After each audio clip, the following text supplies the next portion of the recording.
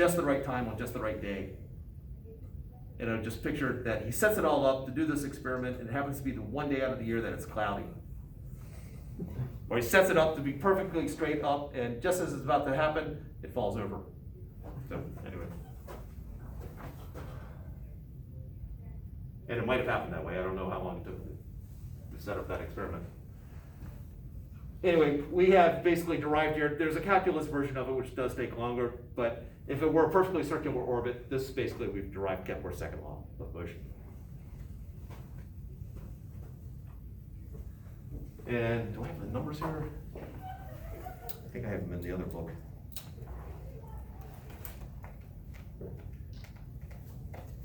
I am going to, I think I've got them in here, and if I can, we'll just run through some of the planets.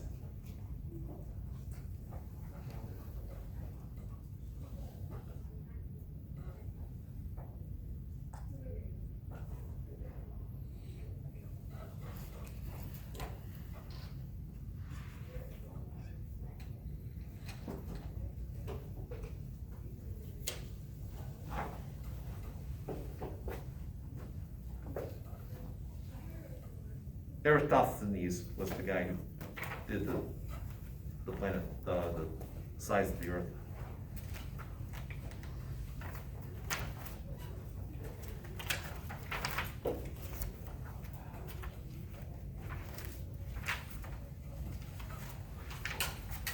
There we go. I do have the information. So let's take Earth, and let's do it in astronomical units and years, just because they're easy. So the period of the Earth is 1 year. The distance is 1 astronomical unit. So therefore, for Earth, we have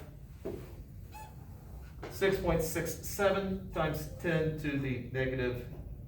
Well, you know what? We actually don't need that. This is some constant. In those units, that would be 1 year cubed over 1 astronomical unit squared. So that's what it is for Earth. Not standard units, but it's good enough. For Jupiter, the period for Jupiter is 11.9 years. And the distance is 5.203 astronomical units.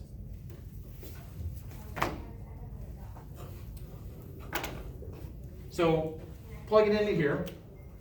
What Kepler is claiming, what Kepler and we are claiming, that 5.203 cubed, the radius cubed, over the period, 11.9 squared, should be equal to somewhere close to 1.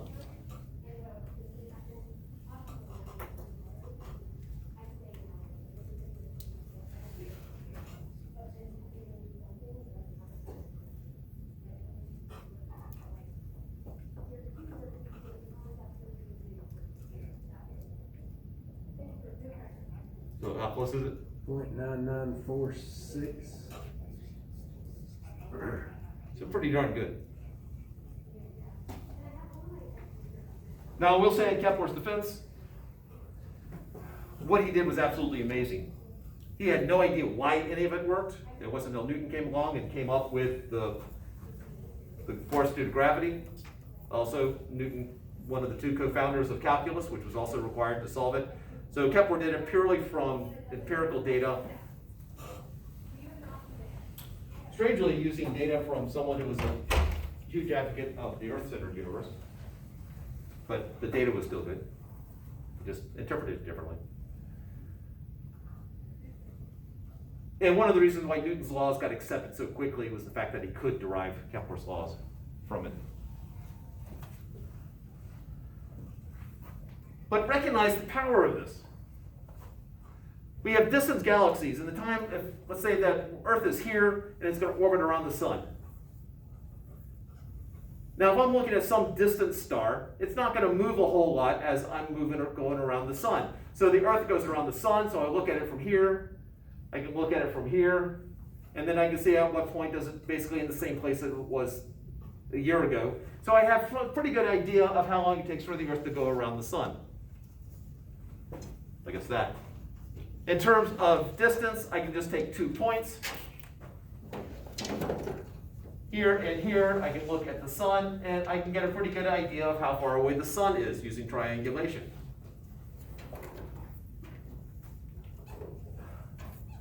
So if I know how far we are away from the sun, if I know how long it takes for us to go around the sun, that's a constant.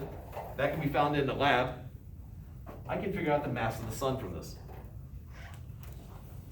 Again, if I want to figure out the mass of the Earth, I can just look at the moon. I look at the satellite motion, and I can figure out the mass of the central object.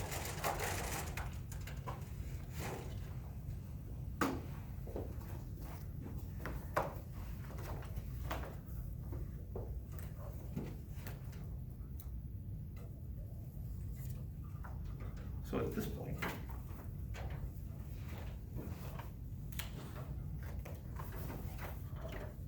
what have I missed?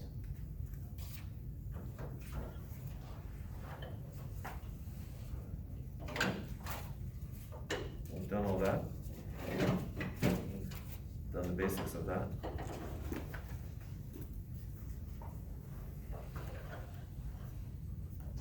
I think we're done with 6. Let me go grab the book to see what I've left off.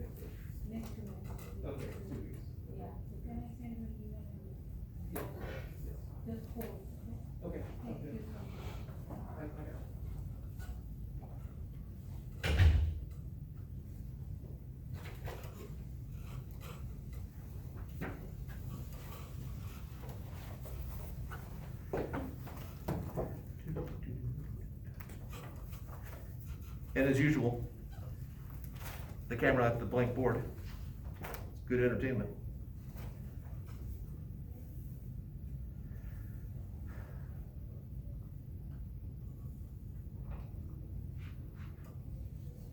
Yeah, we did all that. All right, so let's talk about, neat stuff like quizzes and tests and things that make you go, all right. So we got those 2 there. I'm inclined just to have the test on April 1st or March 30th.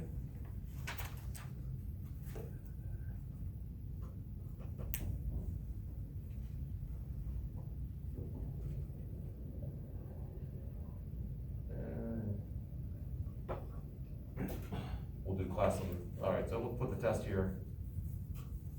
This will be a class day. Chapter 6 is part of that test. It's, I guess, test 1B in terms of the notation on the blackboard. Chapters 4 through 6.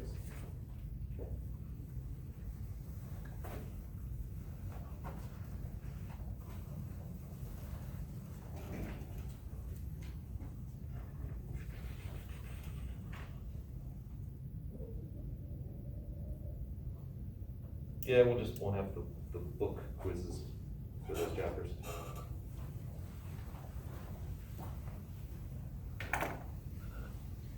All right.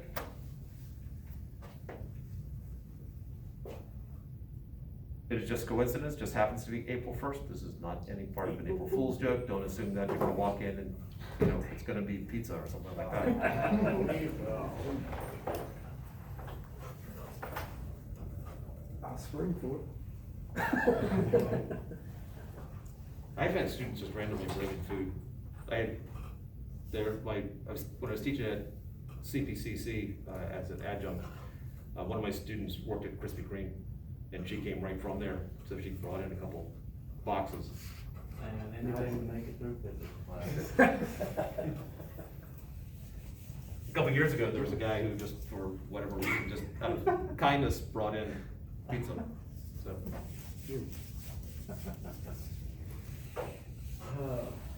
any questions before we start on the next material of the, I guess, the first material of the last test? The worst material of the last test. First material. First, First. I heard that, dude. It's my deep southern accent, sometimes it just, Gotcha. or I could go with, take it after my dad and just start dropping consonants.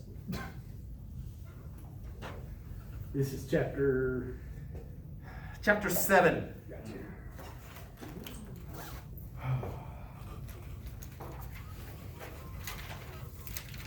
I'm gonna start out with something that I hope does not devolve into a read my mind exercise. It's gonna start out with a problem, and we'll add a little bit of danger with a little bit of hangman to go along with it. So here's the scenario. I have object A moving to the right. I have object B moving to the left. They will collide. They will first hit at this point right here.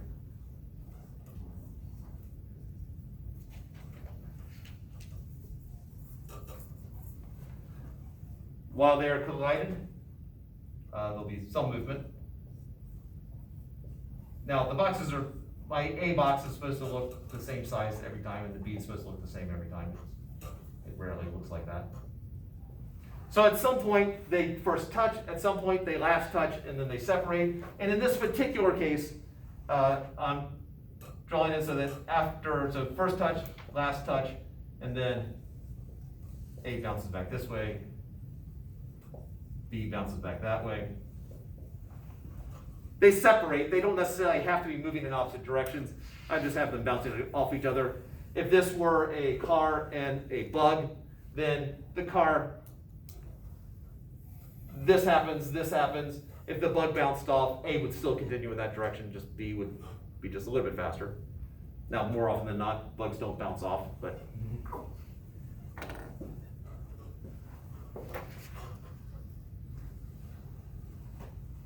Much to the chagrin of some murderers. I don't know if you've ever seen the ones who got nailed because the insects they found in the grill of the car belonged to a certain part of the country where he said he never was. Mm. That's crazy. All right, so while contact is happening, so during the collision, so this is the collision right here,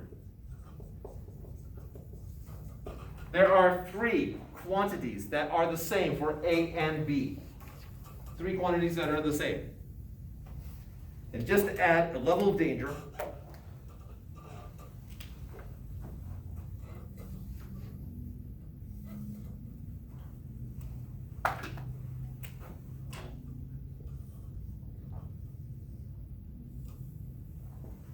can you figure out the three before the character dies?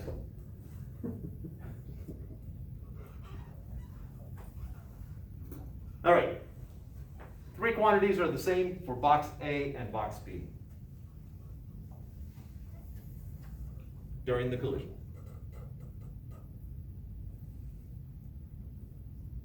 The force exerted on one is equal to the force on the other. Close. I'm not going to put a body part on the noose yet, but I know what it is. I just don't know how to word it. all right. What is a little bit off about what he said? The spirit of what you're saying, absolutely, but let's work on the language. Instead of saying the opposite, but only reaction, there must be an equal but opposite reaction. All right, so opposite meaning, Okay. I don't know what it's about. but you did hit on a key point. Anybody want to connect what Kano said and what Amy said? First one. Wait, what's the second? Actually, Oh, okay. One of two is lost. all right, I guess I'll spoil it, just move it along. Oh, Madison? Is it what we were like talking about? Or- Yes. So the same magnitude but opposite Yes. directions. Yeah, the reason why the forces are not the same is they are in opposite directions, because force is a vector, direction matters. However, magnitude is the same. All right, so I'm gonna write this out. The force on A from B is equal to the negative of the force on B from A. This is just a shorthand notation for Newton's third law, the fact that the magnitude of the forces are the same, but the directions are opposite. So magnitude of the force is the same. One down, and no body parts. Now you do have an advantage of we have a limited number of quantities that we've studied. And I will also throw in, this covers the forces. So you don't need to start listing out names of forces. But if you do, we can add to the person. What is on the right side?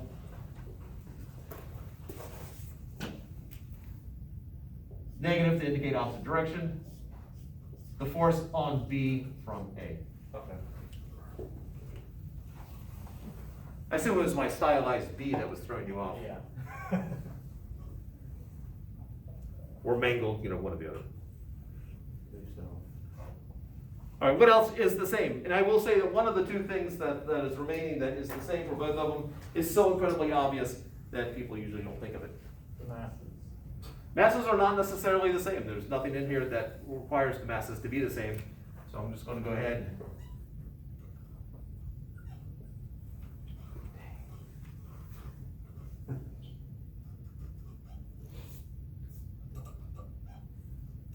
I was about to say that that head is impossibly round there, but that basically is my cousin Robert, so.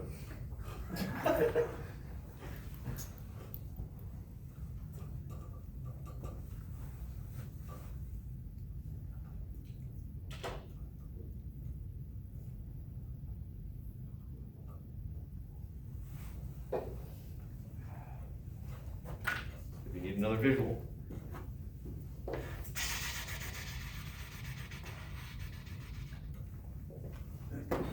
Yeah, that's spectacular. Are they both moving at the same speed or? They are not.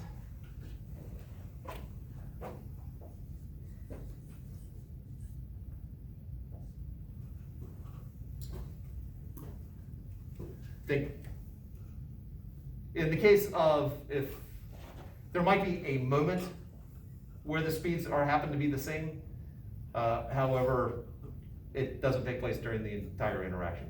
Okay.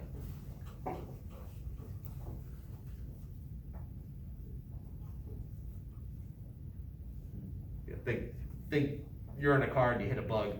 Even if it just splats, there is a moment there at the very beginning when it's going this way at whatever speed it is before it gets up to the car speed.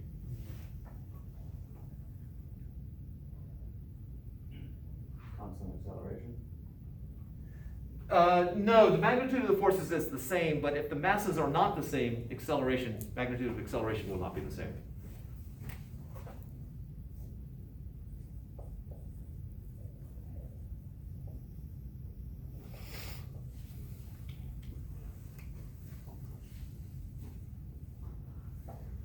Well, we haven't whittled down the list of possible quantities.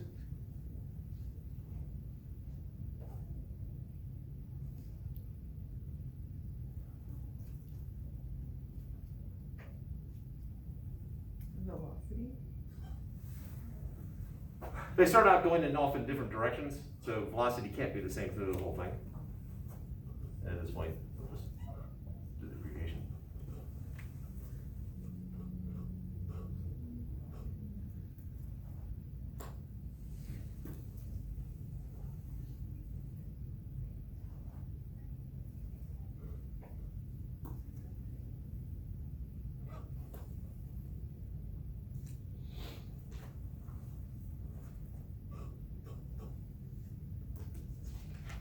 Oh, it might be time for my most obscure clue that I give.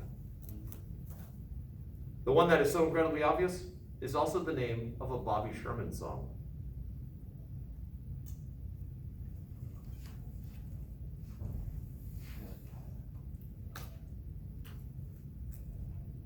You missed me with that. Yeah, I did have a student a couple of years ago who had actually been to a Bobby Sherman concert in the 70s. His sister was a big fan. Took him along.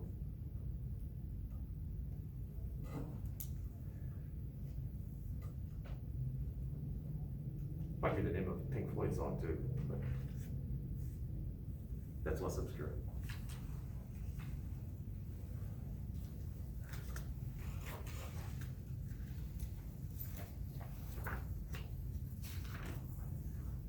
People quickly looking up Bobby Sherman songs. Yes, sir.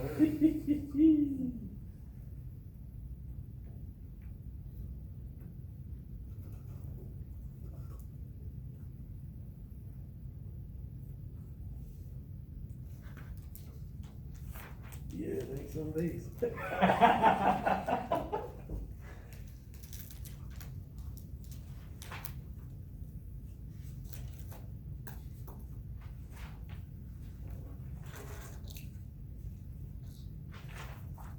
For those who are not familiar with Bobby Sherman, he would have been fodder for magazines like Tiger Beat and other marketing publications that were geared towards teenage girls.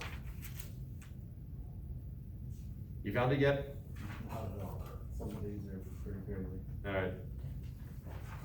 Alright, let's think about what's going on here. Let's get away from Bobby Sherman, we'll get back to that, because the lyrics are just incredibly uplifting. Alright, so they're coming along, they make contact, and then they're struggling with each other, good versus evil if you want, and then they separate. So we're talking about from here to here.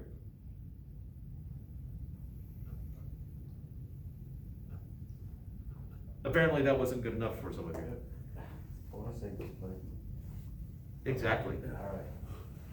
From the moment that they touch, when you talk about an object like this, generally you will think about the center of mass, assume that they're not going to flex, that center of mass is going to move from basically there to there, and for B, the center of mass is going to move from there to there. The displacement is going to be the same for both. So the change in the position for A is going to equal the change in position for B. And now we get to the Bobby Sherman song. It's about death. I don't know if that helps you. Oh, probably not, since you just looked at the list of the songs. I don't think it was a top 40 hit. It just happened to be on the album that my brother had. The lyrics go like this. Time, we all die sometime. No matter who you are or what you do, we all gotta go. We all gotta die sometime. It was the 70s. Come on. It's a time. They touch each other for the same amount of time. That's the one that's usually so incredibly obvious. Of course they touch each other the same amount of time. It's impossible for you to touch someone else or touch anything else for a different amount of time than it touches you. Even if you get into quantum physics, where a lot of the rules suddenly go, well, everything that you just learned is just a little bit off, that one still maintains, I believe. I have not heard of an exception yet. The change in time for A's contact is the same as the change in time for B's contact. Sorry to spoil the dead man.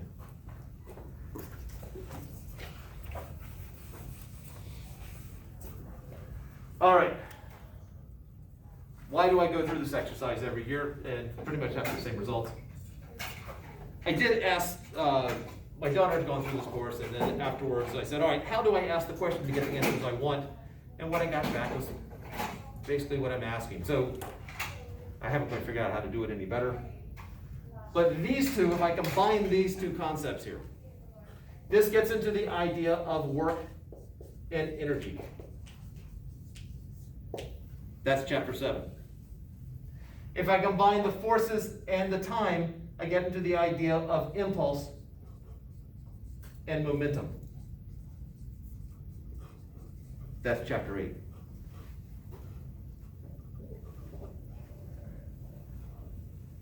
The energy has a very nice advantage of the fact that it is not vector related. Well, sorry, that's somewhat misleading.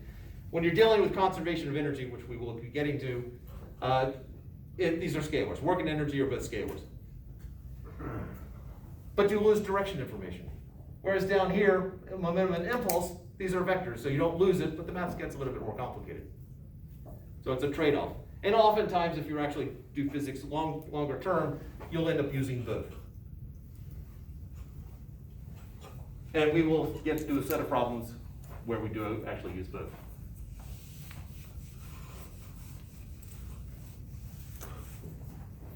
So let's combine some stuff here. All right, so I'm going to basically look at the force on object A from B, and I'm going to multiply it times the displacement of A. Do note that the multiplication here is a dot. That is very specific, that this is known as a dot product. And I don't think we did anything with dot products at the beginning. Got one head shaking no, and a bunch of blank stares. Got two, basically 1.5 heads shaking no. All right, there we go, that's 2. So let's talk about dot products, because there are 2 types of way of multiplying vectors. Dot product and cross product. Can you guess what symbol we use in between for a cross product? An X. What's that? An X. Yeah, basically it's not a cross like, not a Christian cross, but just 2 line segments that cross. It looks like the classic multiplication symbol from elementary school. So dot product and cross product. So an example, A dot B, and over here, A cross B. Now, some other distinctions between the two. Dot products also are called scalar products, because the answer, it's going to shock you, is a scalar. Cross products are called vector products.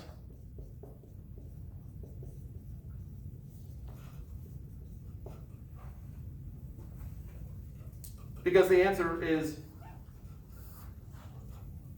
technically it's called an axial vector or a pseudo vector, but the answer looks and smells and tastes exactly like a vector unless you get into that obscure branches of theoretical physics where it matters. But there is a direction to a cross product. There's not a direction to, in the end, to a dot product. And then, just in case you want to cross it, this is sometimes referred to as an inner product. And this is referred to as an outer product. Generally, that terminology shows up if you start dealing with 3-dimensional problems and so forth.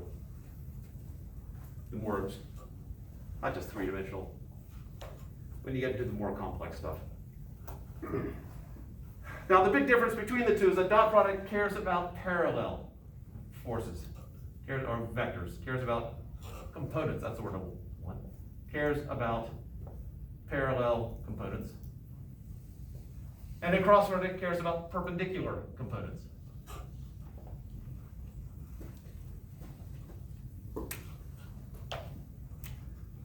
So if I have a vector here A and a vector here B, if I do a dot product between A and B, I'm going to multiply the parallel pieces. So let's say I have some angle in between them, theta. I'm going to break A up into its parts. I've got this piece that is this adjacent leg to the angle and the part that's opposite the angle. This adjacent piece is A times the cosine of theta, and the opposite piece is A times the sine of theta. So if I do a dot product with A times B, A dot B, it's the magnitude of A times the cosine of theta times the magnitude of B.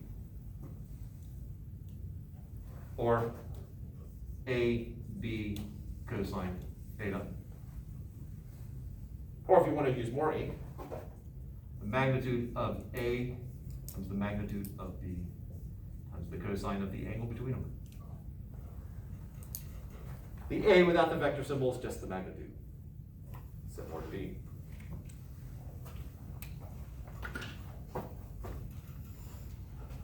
Let's just do a quick example of that. By the way, cross products we'll get into more detail in chapter 9.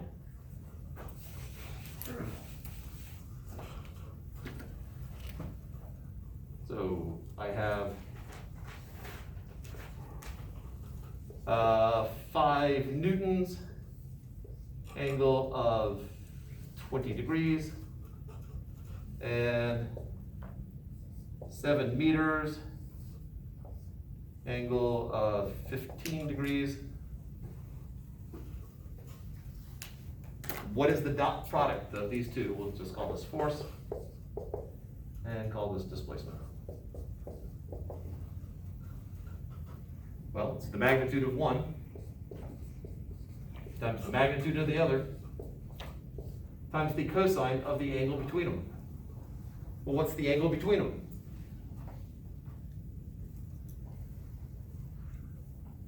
If I put them tail to tail, what would be the angle between them?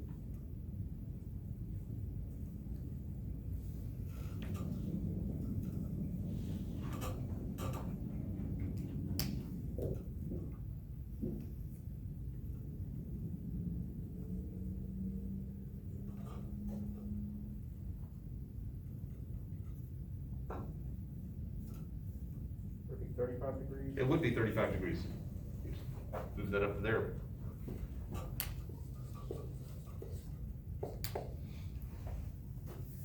And so,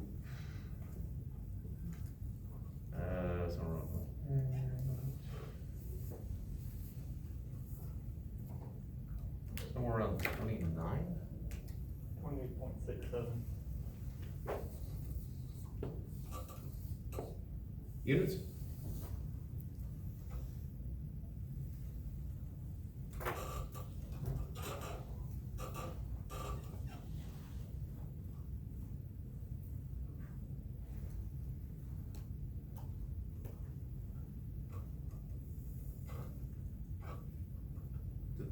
Don't think too hard about it, just look at the problem.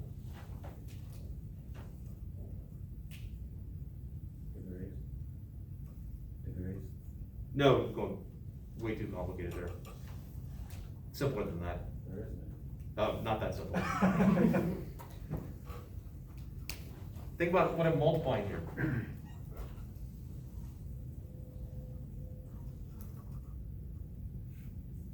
Newton meters. Yeah, newton meters. Now, when you write the double unit like that, notice I did put a dot in between them. It is not absolutely crucial if I do newtons first. And it is typically newton meters, not meter newtons. I don't know why. But newtons usually comes first, but I put a dot in between them out of practice. Now, if I wanted to put meters first, notice that I would have to put the dot in between it, to say it's meter newtons. If I do not put the dot in between, this is a millinewton. It is not a meter newton. So